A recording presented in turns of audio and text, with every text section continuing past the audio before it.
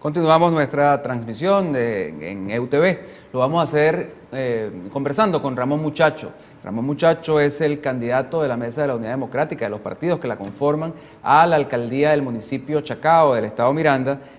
Y con él vamos a conversar acerca de la realidad de Chacao y de la expectativa que se tiene, sobre todo desde el punto de vista de la participación ciudadana en el proceso electoral del próximo 8 de diciembre, pero también vamos a hablar acerca de lo que viene siendo noticia en el día de hoy en Venezuela. Lo primero, lo muy local, el palo de agua que está cayendo sobre Caracas. ¿Cómo te trató para llegar aquí al centro de la ciudad? Así es, Buenas tardes, bienvenido Ramón a EUTV. Gracias, Alfredo, un placer estar aquí conversando contigo y en el Universal, que además es una casa para nosotros y con todos los que nos pueden ver a través de internet y el Twitter. Fíjate, bueno, palo de agua, la ciudad colapsada, como es costumbre. Nosotros, tomen las previsiones, salí temprano. Tenemos problemas con las lluvias en toda la ciudad. Recuerda que por la topografía de Caracas, en los sectores populares hay una realidad con los deslizamientos, pero inclusive en zonas muy planas como el municipio de Chacao, a raíz de las lluvias y del crecimiento de las quebradas.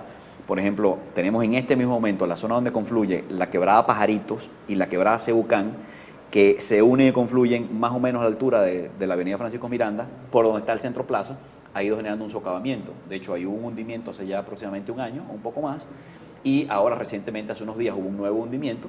Y bueno, esos son retos que tenemos, alcaldes, autoridades, ministerios, gobierno nacional. La ciudad necesita mantenimiento y Caracas ha estado muy descuidada por muchos años. Pero es que además el municipio de Chacao, ya que tocas el punto inmediatamente, no solamente es el tema del socavamiento, que se ha mantenido. Entiendo que hay ahí unos trabajos parecieran artesanales, porque estamos como buscando dónde hay hundimientos o situaciones complicadas en plena avenida Francisco de Miranda. Pero es que además el crecimiento de la infraestructura del poder nacional ha llevado a que ahora las protestas se hayan trasladado al municipio de Chacao y bueno, pues se tranca la avenida.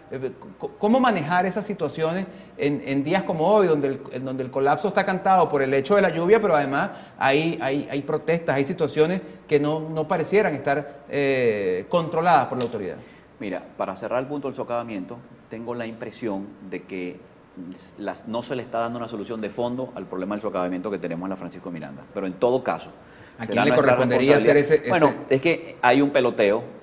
Yo creo que la alcaldía tiene allí unas competencias, el ministerio o los ministerios tienen otras competencias. Yo no quisiera aquí ser vamos a decir, el juez que defina a quién le corresponde. Lo que yo quisiera decir... No, pero es que aquí le corresponde al candidato a la alcaldía de Chacao, que según la mayoría de los números dicen que va a ser el próximo alcalde de Chacao, fijar una posición por clara supuesto, respecto a eso. Pero es que a eso voy.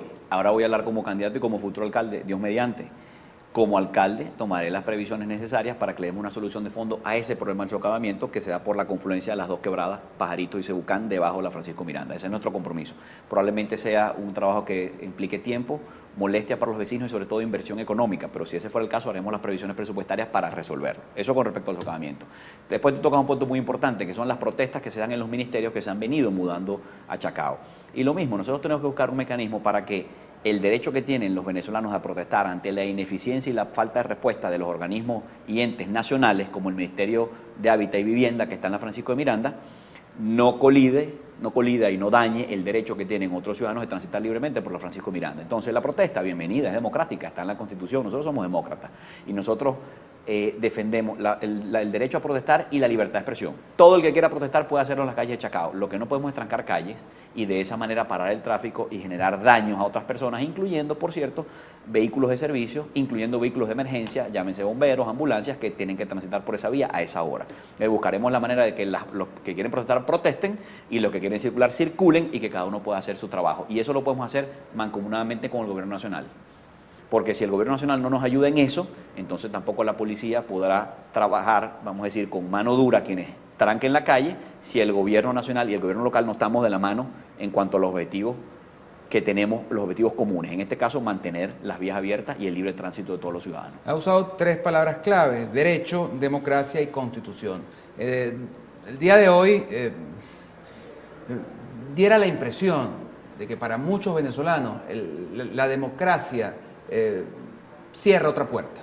Venezuela se separa de la Corte Interamericana de Derechos Humanos, denuncia la Convención Interamericana. De hecho, hay una encuesta en el Universal a esta hora según la cual se le pregunta cuál será la principal consecuencia de la salida de Venezuela a la Corte Interamericana de Derechos Humanos, y 60,55%, es decir, 709 personas de las 1.100 que han participado, dicen que la mayor consecuencia será mayor impunidad frente a los abusos de poder. ¿Qué reflexión se hace desde la candidatura de Ramón Muchacho, que en definitiva es un personaje nacional y que tiene una influencia, digamos, en el colectivo, más allá de lo que puedan ser sus votos solamente en el municipio de Chacao? Yo te agradezco mucho la pregunta, Alfredo, porque yo no puedo dejar de decir aquí, hoy en un día negro, en un día aciago para la democracia, no puedo dejar de decir que la salida de Venezuela de la Corte Interamericana de los Derechos Humanos, en primer lugar, viola la Constitución Nacional y en segundo lugar representa una desmejora para todo lo que tiene que ver con la defensa de los derechos humanos de nuestro pueblo, de los venezolanos. Esa salida no daña a la Corte, daña a los venezolanos. Le hace daño a los venezolanos que históricamente han recurrido a la Corte para buscar la justicia que aquí no han conseguido. La masacre del Amparo, ¿quién no recuerda la masacre de pescadores en el Amparo, donde las autoridades de turno dijeron que eran guerrilleros y resultan que eran pescadores? ¿Dónde consiguieron justicia? En la Corte Interamericana de Derechos Humanos. El Caracazo y todo el trabajo de COFAVIC a raíz de esos sucesos. ¿A dónde fueron a buscar justicia? A la Corte Interamericana. Hay gente que dice, bueno, pero ¿para qué estar allí si Venezuela no acata los fallos? El hecho de que no haya acatado, este gobierno irresponsable, no haya acatado los fallos de la Corte, no quiere decir que futuros gobiernos no los acatarán. Todo lo contrario. Bajo ese planteamiento, futuros gobiernos regresarán a la Corte Interamericana. Bueno, y yo creo que va a ser, desde este mismo momento empieza a ser parte de la oferta política de cualquier grupo que quiera plantear un cambio en Venezuela. Es decir, quienes queremos una Venezuela moderna, pero además inserta en los organismos internacionales que vigilan la democracia y los derechos humanos, tenemos que hacer votos para que Venezuela regrese allí. Es decir, si Venezuela hoy salió, hoy comienza la campaña para que algún día Venezuela se reinserte en la comunidad de naciones. Y la oferta es regresar a la Corte Interamericana de Derechos Humanos para garantizar ese celador de la aplicación de justicia, o la oferta debe ser mejorar ciertamente el sistema de justicia en Venezuela de tal manera que no haga falta un gendarme, una figura que siempre esté velando por el correcto funcionamiento de las instancias jurisdiccionales en el país. Ambas cosas no son excluyentes y más bien son complementarias. Podemos tener un sistema de justicia eficiente en Venezuela, que administre justicia donde los venezolanos puedan conseguir justicia, y además podemos ser parte del sistema interamericano de naciones y de la Corte Interamericana de Derechos Humanos, que sea una especie de garante suprafronteras, no sujeto a las presiones del gobierno nacional que tengamos o del gobierno de turno, ni sujeto a las presiones políticas o a la chequera de PDVSA, donde también los venezolanos, en caso de no conseguir justicia aquí, puedan recurrir. No hay exclusión entre una cosa y otra, no hay contradicción. Ambas cosas, queremos un sistema judicial que funcione y queremos ser parte de la comunidad suramericana, la comunidad latinoamericana de naciones y de los organismos que a nivel mundial, desde Naciones Unidas para abajo, velan por el cumplimiento de los derechos humanos. Venezuela forma parte de la Comisión de Derechos Humanos de la Organización de Naciones Unidas, y en las últimas horas partidos afectos al gobierno, específicamente el PPT, proponía que la CELAC constituyera una corte similar a la Interamericana de Derechos Humanos para que velara, para que de alguna manera hiciera el trabajo que se suponía tiene que hacer la Corte Interamericana de Derechos Humanos. ¿Cómo se entiende esa situación? Venezuela forma parte de la Comisión en la ONU y bueno, intentará buscar mecanismos paralelos para resarcir de alguna manera esta salida. Bueno, tú lo has dicho, mecanismos paralelos. Es de esperarse que el oficialismo en los próximos días empiece a plantear ideas para crear nuevos organismos, nuevas cortes de defensa de los derechos, UNASUR, ALBA, pero eso sí, siempre dentro de sistemas de integración que estén sujetos o donde predomine la política y donde predominen los intereses del petroestado, de la chequera petrolera venezolana, es decir, el ALBA, UNASUR. Pero si tenemos una Corte Interamericana de Derechos Humanos que tiene ya un récord histórico de haber hecho cosas, de haber estado, vamos a decir, al frente de estos procesos en muchos países de Latinoamérica, ¿por qué salirnos de allí? No te extrañe que en cualquier momento haga un anuncio con respecto a Naciones Unidas también, porque cuando un país decide salirse, darle la espalda al mundo, cerrar las fronteras, poner una capa, un paraguas, un manto que impida que la comunidad internacional vea lo que aquí está pasando, estos son los primeros pasos, pero no tengo ningún motivo para pensar que esto se va a detener, y mucho menos con la gigantesca crisis que tiene el país, porque un gobierno que tiene un país en crisis, colapso total, creo que la palabra va al pelo, un país que está en colapso total por la ineficiencia de 14 años de mal gobierno, lo que tiene es un gobierno que está buscando excusas. Pero ¿quién es el responsable de que el país esté como está, Alfredo? ¿De quién es la culpa? Los muchachos que manejan aquí las cámaras o que trabajan en este periódico tendrán la misma responsabilidad en el colapso del país que tiene un ministro, un gobernador o quien ha estado 14 años manejando recursos públicos y tomando decisiones desde Miraflores. No creo. Entonces, ¿quién es el responsable de que el país esté en colapso total? ¿Y qué hacen los responsables del colapso total? Buscar chivo expiatorio. ¿Qué hicieron los alemanes cuando querían conquistar el mundo en plena Segunda Guerra Mundial? Echarle la culpa a alguien. Dijeron que los culpables eran los judíos y vino el holocausto. ¿Qué hacen los gobiernos? ¿Qué han hecho los cubanos 40 años? Echarle la culpa al imperio. ¿Qué hace este gobierno? Echarle la culpa al imperio, echarle culpa a la oposición. Todo es culpa nuestra, quieren encarcelar a los opositores, los corruptos son los opositores y no los que en 14 años saquearon al país. Eso es lo que está pasando hoy en Venezuela, Alfredo. Así es que yo, si tú me lo permites, aprovecho esta ventana para retar a Nicolás Maduro a que ponga sus acciones de gobierno donde pone sus palabrotas. Si él dice que el imperio tiene un plan para acabar con Venezuela, que deje de venderle petróleo al imperio. Si él dice que desde el imperio inocularon una enfermedad al expresidente Chávez y lo asesinaron, pues que deje de mandarle petróleo al imperio. Y si él dice que el imperio va a bombardear Siria y va a matar a todos los niños de Siria en un bombardeo aéreo, entonces que deje de mandarle el petróleo al imperio, que use ese petróleo para hacer gasolina para los aviones que van a bombardear a Siria. Que tenga coherencia entre lo que dice y lo que piensa, porque eso es básico en la vida. Eso me enseñaron a mí de niño.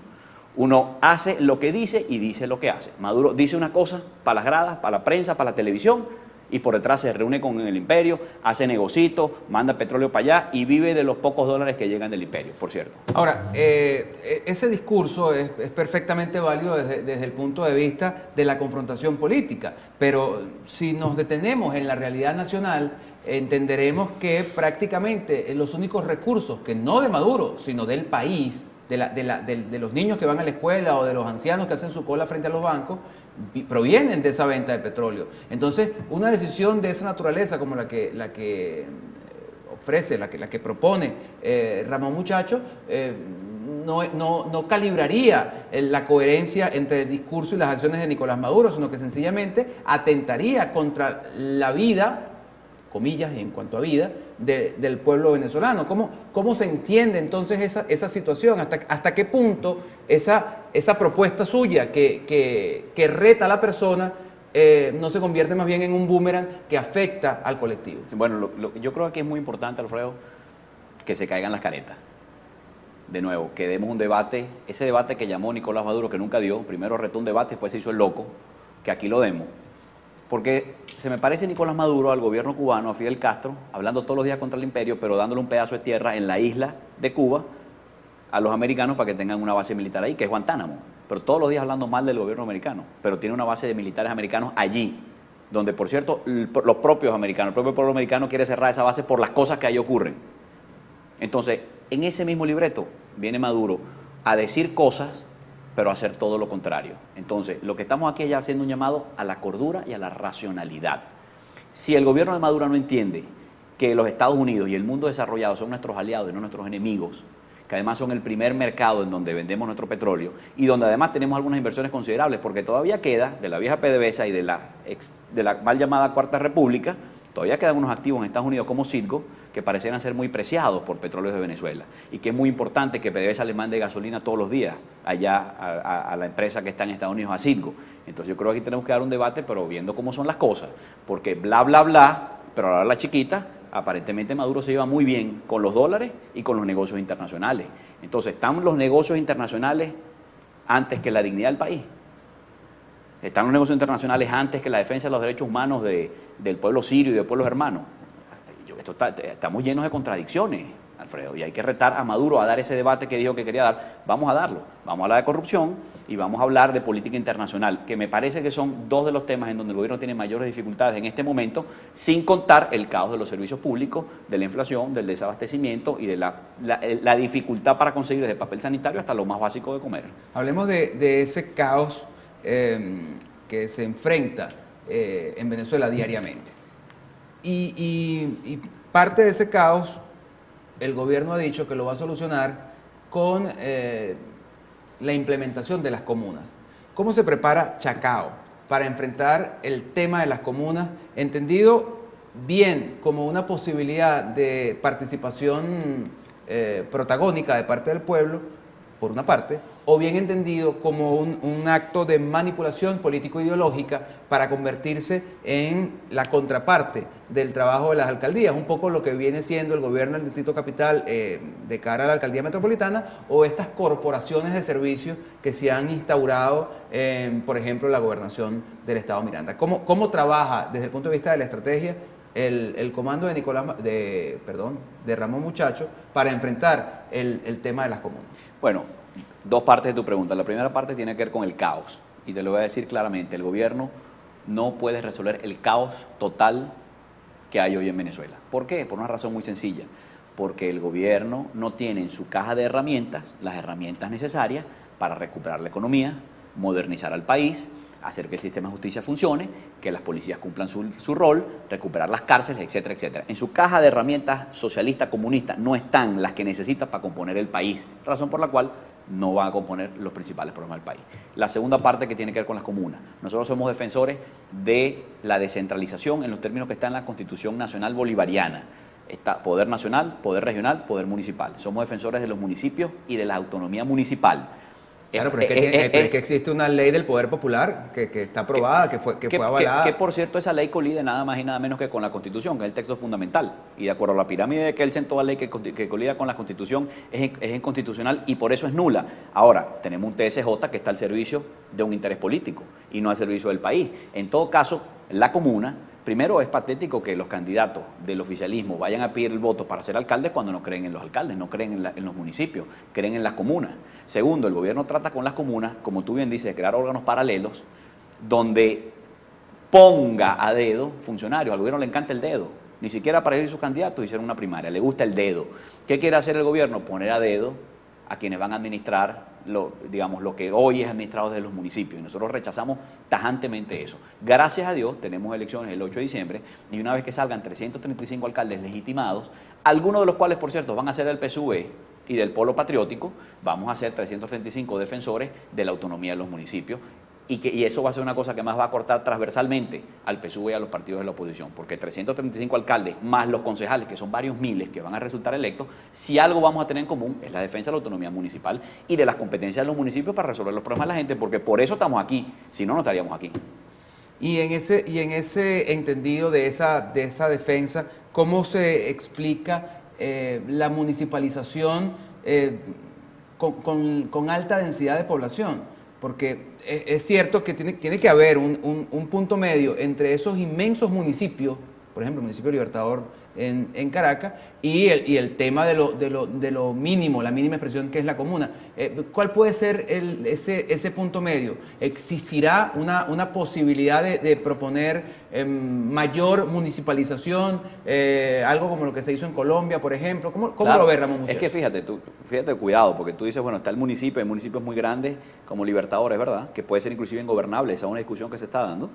Y después hay una mínima expresión que es la comuna. No, la comuna existe en esa ley que tú citaste, que colide con la Constitución y en la mente de algunos en el PSUV. Pero la comuna, no puede ser así. La comuna existe mucho más allá de eso. La comuna existe desde el punto de vista de que en el Ejecutivo Nacional, en su organigrama, existe un ministerio para las comunas. Por eso. Existe BTV Comunas, que lo acaban de anunciar. Existe claro, todo un y hay todo un aparato propagandístico. No, y todo un engranaje en cualquiera de las instancias del poder. Hay todos los grupos obreros, educativos, de salud vinculados con el tema comunal. Tienes razón, pero la comuna no existe desde el punto de vista político-territorial, como si existe el municipio y existe la parroquia, que es la expresión mínima. Cuando tú me dices, bueno, ¿cuál es la expresión mínima? Es la parroquia. Que, por cierto, las parroquias tenían unas juntas parroquiales que fueron eliminadas por este gobierno, porque este gobierno no cree en la descentralización, no cree en lo que está en la Constitución y además eliminó las juntas parroquiales como un paso previo a ir hacia el Estado comunal, al que yo honestamente dificulto que lleguemos, porque ni siquiera el gobierno sabe cómo se llega al Estado comunal. Pero para volver a tu pregunta, tenemos los municipios y tenemos las parroquias. Puede haber municipios muy grandes. El municipio Libertador, en términos de población, puede equivaler sería el 7º o 8º estado más poblado del país, si fuera un estado. Es verdad, probablemente sea ingobernable. Hay propuestas para dividir a Libertador en 2 o más municipios. Es una discusión que están dando los vecinos del municipio Libertador. Eso se puede hacer. Chacao es resultado de haber dividido el municipio Sucre, que era muy grande, en 4 municipios, donde se creó en lo que era una parte de Sucre, el municipio de Chacao, el municipio de Baruta y el municipio de Latillo. Y eso ha sido una experiencia. Se crearon 3 mini municipios, claro, y dejaron uno muy grande, que es el municipio de Sucre. Que puede seguir siendo dividido, pero es que las divisiones no pueden ser caprichosas. Las divisiones tienen que atender a criterios geográficos, a criterios históricos, a criterios económicos y financieros de viabilidad presupuestaria, por ejemplo. Tenemos municipios que son casi inviables desde el punto de vista financiero y son cosas que tenemos que atender. Esas sí son discusiones importantes que en esta Venezuela no se dan porque aquí todo el mundo está en la pelea permanente y en que si vamos a acabar con lo que tenemos para ir a un estado comunal que nadie conoce. Entonces, tu punto muy relevante.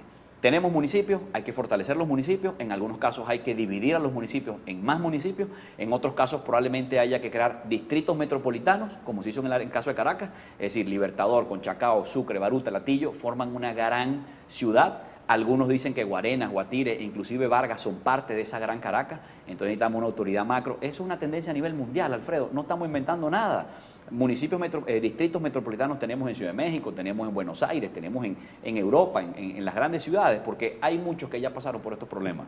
Nosotros no tenemos que inventar el agua tibia, necesitamos un poquito de orden, un poquito de disciplina y voluntad política para hacer los cambios que necesitamos para que nuestras ciudades sean más vivibles. Hablando de orden, disciplina y voluntad,